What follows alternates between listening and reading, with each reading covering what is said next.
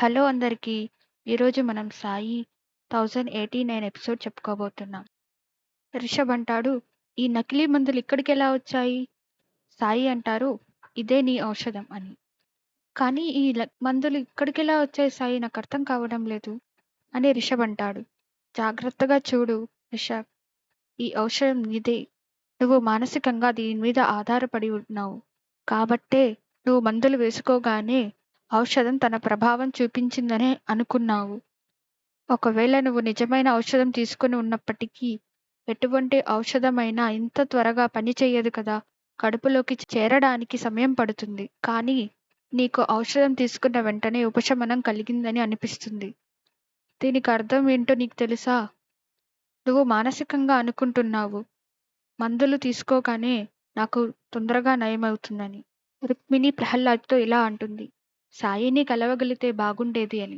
కానీ మీ తాతకు అది ఇష్టం లేదు. అప్పుడు ప్రహ్లాద్ అంటాడు, తాత నన్ను కానీ మా నాన్నని కానీ ఎప్పుడూ అనుమతించేవారు కాదు. మంచి పని చేసేటప్పుడు ఎవరికీ భయపడవలసిన అవసరం లేదని. ఎందుకంటే మంచి పనులు చేసే వ్యక్తిని దేవుడు ఎప్పుడూ కాపాడుతూ ఉంటాడని సాయి అన్నారు. సాయి రిషబ్తో ఇలా అంటారు, కాబట్టి నువ్వు ఔషధం లేకుండా కూడా నడవచ్చు. నీ వ్యాధి మానసికమైంది కానీ శారీరకమైంది కాదు. కాబట్టి నువ్వు ఔషధం లేకుండా నడవచ్చు. దీన్ని నువ్వు జయించవచ్చు. దీన్ని నువ్వు జయించగలవని చెప్పడానికే నేను ఇక్కడికి వచ్చాను రిషబ్. రిషబ్, ఇది నీ చివరి ఔషధ సీసా. నేను మిగిలిన ఔషధాన్ని కాల్చినట్లే ఈ సీసాని కూడా కాల్చేస్తాను. ఇప్పుడు నీ వంతు. నువ్వు కూడా నీ మనసులోంచి చెడు ఆలోచనలను తీసేసి నేను నడవగలను అని దృఢ నిశ్చయంతో ముందుకురా. అప్పుడు రిషబ్ మనసులో ఇలా అనుకుంటూ ఉంటాడు, నేను ఔషధం తీసుకోకపోయినా నొప్పి తగ్గింది. సాయి సరిగ్గానే చెప్తున్నారేమో. నా వ్యాధి కేవలం మానసికమేమో. అప్పుడు సాయి రిషబ్తో ఇలా అంటారు, నువ్వు సరిగ్గా ఉన్నావో లేదో తెలుసుకోవడానికి ఒక్క మార్గమే ఉంది. నువ్వు నడవగలవు రిషబ్. ఎవరి సహాయం లేకుండా నువ్వు ఖచ్చితంగా నడవగలవు. కాకపోతే నువ్వు ప్రయత్నించాలి. అప్పుడు రిషబ్ సాయితో ఇలా అంటాడు, సాయి, నేను ఎవరి మద్దతు లేకుండా, ఏ ఔషధం లేకుండా నడవలేను సాయి. అప్పుడు సాయి అంటారు, సరే, నీకు నిజంగా అలానే అనిపిస్తే ఈ చివరి సీసాను తీసుకో. కానీ ఒక షరతు ఉంది. నువ్వు ఎటువంటి మద్దతు తీసుకోకుండా నీ స్వతంత్రంగా ఇక్కడికి నడవాలి. లేకపోతే నేను ఈ ఔషధాన్ని కాల్చేస్తాను అని సాయి అంటారు. రిషబ్, సాయి దయచేసి అలా చేయకండి. మీరు అలా చేయకండి సాయి అని ముందుకు నడవడం మొదలు పెడతాడు. అప్పుడు సాయి, రా వచ్చి ఔషధం తీసుకో. ఆలోచించకు రిషబ్. తొందరగా వచ్చి నీ ఔషధాన్ని నువ్వు తీసుకో. రిషబ్ చిన్నగా నడవడం మొదలు పెడతాడు. అలాగే ముందుకు నడవండి రిషబ్. అలాగే ముందుకు నడవండి రిషబ్. అలా ముందుకు నడుస్తూ వస్తున్న రిషబ్ ఇలా అంటాడు, సాయి, నేను నడుస్తున్నప్పుడు నొప్పి తగ్గుతుంది. ఇప్పుడు తీసుకోని ఔషధాన్ని. నేను దీన్ని కాల్చను. తీసుకో అని సాయి అంటారు. చేతిలోకి తీసుకున్న తాను చూస్తూ రిషబ్ ఇలా అంటాడు, సాయి, నాకు ఈ ఔషధాలు ఇకపై అవసరం లేనట్లు అనిపిస్తుంది. నేను మీకు ఎంతో రుణపడి ఉన్నాను సాయి. అప్పుడు సాయి రిషబ్తో ఇలా అంటాడు, ఇది కేవలం ఆరంభమే. మీరు త్వరలో మరింత సాధిస్తారు. మీ ప్రయాణం విజయవంతం అవుతుంది. మరియు మీ వ్యాపారం కూడా పెరుగుతుంది అని చెప్పి అక్కడ నుంచి వెళ్ళిపోతారు. సాయి, ఈరోజు న్యాయస్థానంలో చర్చ జరుగుతుంది కదా, ఆయనకు శిక్ష పడుతుందా? కులకర్ణి సర్కార్ని న్యాయస్థానంలో చూపిస్తారు. న్యాయవాది, యువర్ ఆనర్, ఇది కులకర్ణి సర్కార్ ఔషధం పనిచేయదు అని చెప్పడానికి సాక్ష్యం. ముఖ్యంగా ఈ పరీక్షలో తేలింది ఏమిటంటే ఇవన్నీ తులసి మాత్రలే అని. కానీ ఈ కులకర్ణి సర్కారు మాత్రం మహమ్మారి సమయంలో లాభం కోసం ప్రజలను మోసం చేశారని నిరూపిస్తుంది. అప్పుడు న్యాయమూర్తి కులకర్ణిని అడుగుతారు, మీరేమన్నా చెప్పదలుచుకున్నారా కులకర్ణి అని. అప్పుడు కులకర్ణి సర్కార్ ఇలా అంటారు, న్యాయమూర్తి గారు, నా వ్యక్తిత్వంపై ప్రశ్నలు లేవనెత్తబడ్డాయి. నాకు వీటికి సమాధానం చెప్పడానికి కొంత సమయం కావాలి అని అడుగగా న్యాయమూర్తి ఇలా అంటారు, ఇప్పటికే చాలా కాలంగా ఈ విషయం కోర్టులో నడుస్తుంది. రుక్మిణి సాయిని కలవడానికి నెత్తిన ముసుగు వేసుకొని సాయి వెనకమ్మటి వెళ్తూ ఉంటుంది. అది గమనించిన సాయి వెనక్కి తిరిగి చూసి రుక్మిణితో ఇలా అంటాడు, మీరు నన్ను కలవడానికి ఇంత కష్టపడాల్సిన అవసరం లేదు రుక్మిణి. మీరు నన్ను పిలిచినట్లయితే నేనే విని ఉండేవాడిని కదా! నాకు తెలుసు సాయి, మీరు నా మాటలను ఆలకిస్తారని. కానీ నేను మీ సమాధానం ఎప్పుడూ తెలుసుకోలేదు. నా మనశ్శాంతి కోసం మీ మాటలు వినాలని ఇక్కడికి వచ్చాను. నేడు కోర్టులో విచారణ జరుగుతుంది. నేడు తీర్పు వెలువడుతుంది. నాకు చాలా భయంగా ఉంది. కులకర్ణి సర్కార్ ఎప్పుడూ మీతో చెడుగానే ప్రవర్తిస్తారు. రుక్మిణి, అతని మనసుకి భిన్నంగా నా స్వభావాన్ని నేను మార్చుకోలేను కదా! అతను నాతో ఎంత చెడుగా ప్రవర్తించినా మీరు ఇలానే చెప్తారని నాకు నమ్మకం ఉంది సాయి. అందుకనే నేను మీ దగ్గరికి రావడానికి ధైర్యం చేశాను. నా భర్తను కాపాడండి సాయి. అతనికి ఏమైనా జరిగితే నేను భరించలేను. కులకర్ణి సర్కార్ తెలుసుకోవడం లేదు. మీరే అతనికి అతిపెద్ద బలమని. దేవుడు మీ సంతోషాన్ని ఎప్పటికీ దూరం చెయ్యరు. అంతా మంచే అవుతుంది. అంతా మంచిగానే జరుగుతుంది రుక్మిణి. అక్కడకు వచ్చిన కులకర్ణి మంచి ఖచ్చితంగా అవుతుంది అని కోపంగా ముందుకు నడుచుకుంటూ వస్తాడు. రుక్మిణితో ఇలా అంటాడు. ఖచ్చితంగా అవుతుంది. అది కూడా కేవలం నా స్వంత కర్మల చేత మరియు నా ప్రతిష్టతోనే. నా శత్రువు దగ్గరికి వచ్చి నువ్వు నా భద్రత కోసం వేడుకుంటున్నావా రుక్మిణి? నీకు సిగ్గుగా లేదా? నన్ను నువ్వు అవమానించాలని చూస్తున్నావా రుక్మిణి? అని కోపంగా కులకర్ణి సర్కార్ రుక్మిణిని అరుస్తూ ఉంటాడు. సాయి అంటారు, కులకర్ణి సర్కార్ భర్తకి ఎప్పుడైనా ఆపద వచ్చినప్పుడు అతన్ని కాపాడటానికి చాలా ప్రయత్నిస్తుంది. ఆమె మీ కోరికలకు విరుద్ధంగా వెళ్ళినా ఆమె ఉద్దేశం మిమ్మల్ని కాపాడాలని వచ్చింది. కులకర్ణి సాయిని ఆపు. నీకెవరు చెప్పారు? నిన్ను వేడుకోవడంలో నా శ్రేయస్సు ఉందని. నువ్వే చేశావిదంతా. నువ్వే నన్ను ఇరికిచ్చావు. మళ్ళీ ఇప్పుడు పెద్ద దేవుడిలాగా నటిస్తున్నావు. హరి ఓం అంటూ ఉంటాడు. ధన్యవాదాలు ఆ న్యాయమూర్తికి చెప్పాలి. అతను ప్రతిష్టను పరిగణలోకి తీసుకుని నాకు కొంత సమయం ఇచ్చాడు నన్ను నేను నిరూపించుకోవడానికి. కానీ ఇక్కడ చూస్తే నా భార్య ఈ సన్యాసి ముందుకు వచ్చి వేడుకుంటుంది. పెళ్ళైన ఎన్ని సంవత్సరాల తర్వాత నీ మనసులో ఇంకా నా మీద నమ్మకం లేకపోతే విను. మరణంలో కూడా నువ్వు ఇలా ఆలోచించకు. నా కోసం ఎవరి దగ్గరికైనా వెళ్ళి వేడుకోవాల్సి వస్తుందని. ఇప్పుడు ఇంటికి వెళ్ళు. తర్వాత వచ్చి నీతో మాట్లాడతాను అని కులకర్ణి సర్కార్ రుక్మిణిని వెళ్ళమని చెప్తాడు. కులకర్ణి సర్కార్ సాయితో ఇలా అంటాడు. ఏ ఫకీర్, ఇది విను. నేను లాభం పొందడానికి సమర్థుడిని. అది ఎవరి జీవితంలో నుంచైనా లేక మనిషి రోగం నుంచైనా లేదా అతని మరణం నుంచైనా లాభం పొందటానికి ఎంత దూరమైనా వెళ్తాను. కావాలంటే ప్రయత్నించు. ఎప్పుడూ నేనే గెలుస్తాను. హరి ఓం అంటూ అక్కడి నుంచి వెళ్ళిపోతాడు. సాయి, రాముడు మీకు మంచి చేయాలి అని అంటారు. వెళ్తున్న దారిలో అంతాపంతాతో కులకర్ణి ఇలా అంటాడు. జనార్దన్ కోర్టు సమయానికి చేరుకోవాలి.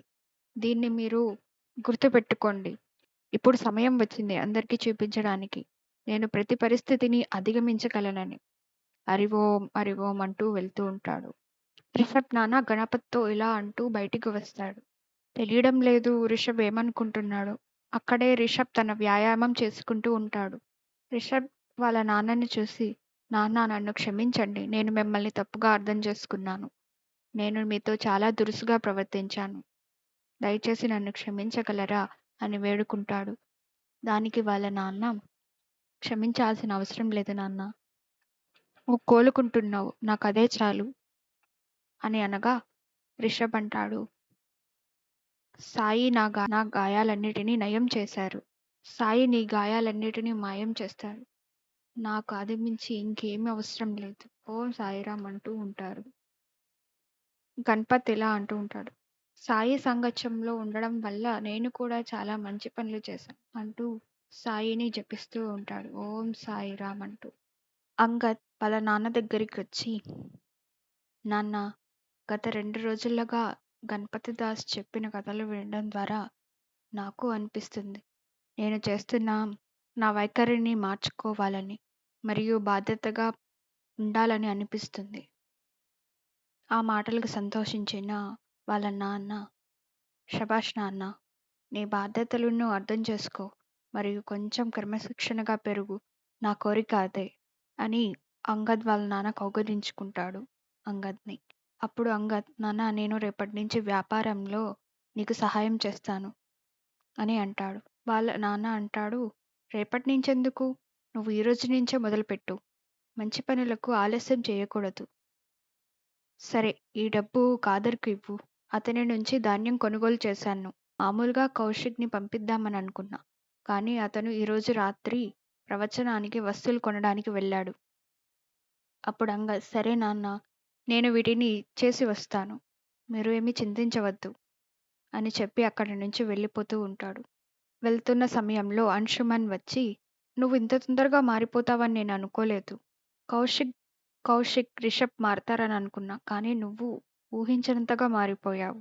అప్పుడు అతని మాటలకి అంగద్, మహాలక్ష్మి దేవాలయం వద్ద ఈరోజు మార్కెట్ ఉంది. కాబట్టి నేను అక్కడ సరదా గడపడానికి ఈ డబ్బు కావాలి. దానికి సరిపడా డబ్బు నా చేతిలో ఇప్పుడుంది. కానీ ఈ డబ్బులు ధాన్యానికి కదా! అదంతా నాకు తెలీదు. ఆ సంగతి మా నాన్నకి సంబంధించినది. నేను మాత్రం ఇప్పుడు వెళ్ళిపోతున్నాను. మళ్ళీ ప్రవచనానికి తిరిగి రావాలి కదా! ఇది 3వ రోజు. అది కాకుండా నేను 3వ సోదరిని. 3వ కథ నా మీదే ఉంటుంది. నీకు తెలుసా, నాన్న గణపతి దాస్‌తో అన్నారంట, నేను బాధ్యతగా ఉండడం లేదని. అదే పెద్ద సమస్యంట నాన్నగారికి. నేను నా తండ్రి డబ్బును వృధా చేస్తున్నాను. అందులో ఏం తప్పుంది?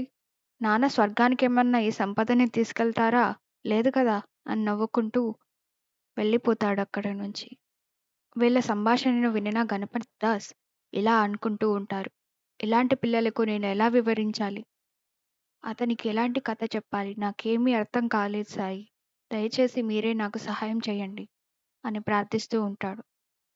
అలా ప్రార్థిస్తున్న గణపతి దాస్‌కి సాయి తన పిల్లన గ్రోవిని మోగిస్తూ ఒక స్వరంతో అతనికి అర్థమయ్యే విధంగా చెప్తారు. ఆ స్వరం విన్న గణపతి దాస్, ఇది బృందావనంలో కృష్ణుడి వేణువు వినిపించినట్లు ఉంది. నాకు తెలిసింది సాయి, ఇది మీరే చేస్తున్నారని. నాకర్థమయ్యింది. ఈరోజు రాత్రి ఏ కథ చెప్పాలో నాకు. ధన్యవాదాలు సాయి. ఓం సాయిరామ్ అంటూ ఉంటాడు. ఇక 3వ రోజు కథ ప్రారంభిస్తాడు. కథ మొదలుపెడుతూ గణపతిదాస్ ఇలా అంటాడు. సాయి అంటారు, ఒక వ్యక్తి ఈ ప్రపంచంలోకి అడుగు పెట్టగానే అతనుకు అనేక సంబంధాలు ఏర్పడతాయి. వాటిలో కొన్ని రక్త సంబంధాలు, మరికొన్ని మానవతా సంబంధాలు. ప్రతి సంబంధంతో అతనికి ఒక బాధ్యత వస్తుంది.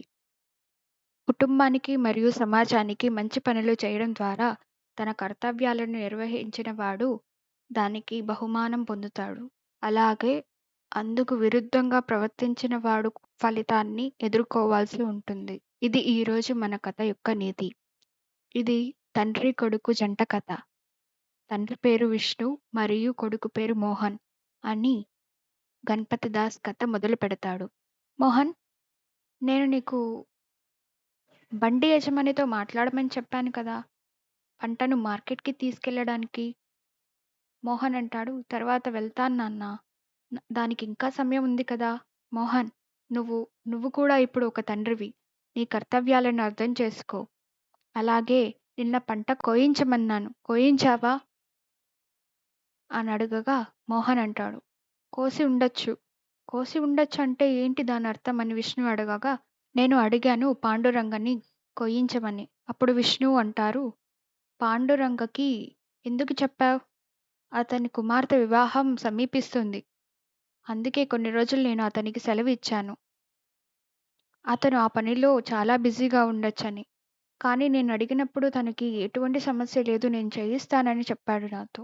పాండురంగుని బాధ్యత కేవలం మన దగ్గర పని చేయడం మాత్రమే. ఆ భూమి మనది. అతను కేవలం శ్రమిస్తున్నాడు దానిలో. అతను శ్రమించడం వల్ల మనం వ్యవసాయం చేసుకొని ధాన్యం సాధించుకోగలుగుతున్నాం. మోహన్ అంటాడు, అంటే పాండురంగుడు మనకు ఉపకారం చేస్తున్నాడా? మనము భూస్వాములము. ఆజ్ఞాపించడం మన పని. పాండురంగం మనకేం ఉపకారం చెయ్యట్లేదు. మనం యజమానులము. అతను మన దగ్గర పని చేసే నౌకరు. యజమాని ఆదేశిస్తే పనివాడు చేస్తున్నాడు. దీంట్లో ఏముంది?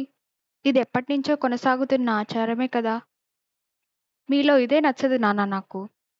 ప్రతిదానికి అతిగా స్పందిస్తూ ఉంటారు అని కోపంగా అక్కడి నుంచి వెళ్ళిపోతాడు. విష్ణు ఇలా అంటూ ఉంటాడు. మోహన్ ల్యాండ్ లార్డ్ అయ్యే ముందు మోహన్ పాండురంగ నుంచి కొన్ని లక్షణాలు నేర్చుకోవాల్సి ఉంది. యజమాని కావాలంటే భూమిని ఆజ్ఞాపించేవాడు కాదని, భూమిని ప్రేమించేవాడని, దానిని సాగు చేసే వ్యక్తి అని ఇతను అర్థం చేసుకోవాలి.